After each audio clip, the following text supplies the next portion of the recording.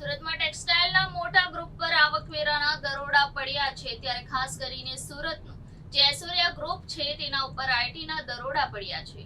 સુરત જિલ્લામાં કડોદરા ખાતે આવેલ અને કાપડ ઉદ્યોગમાં ખૂબ મોટું નામ ધરાવતું ગ્રુપ ઐશ્વર્યા ગ્રુપ, જ્યાં દરોડા પડ્યા છે અને ઐશ્વર્યા મિલના માલિક રમેશ ડુમસિયા છે, જેમની સુરતમાં એક સાથે 12 જગ્યા પર દરોડા અને સર્વેક્ષણની કાર્યવાહી કરવામાં આવી છે।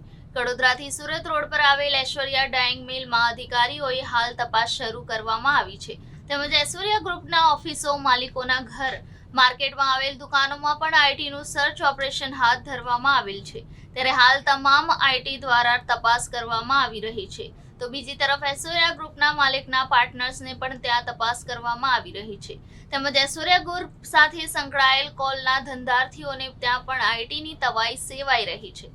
હાલ તપાસના અંતે મોટા પાયે બેનામી વ્યવહારો મળે તેવી સંભાવના પણ સેવાઈ રહી છે।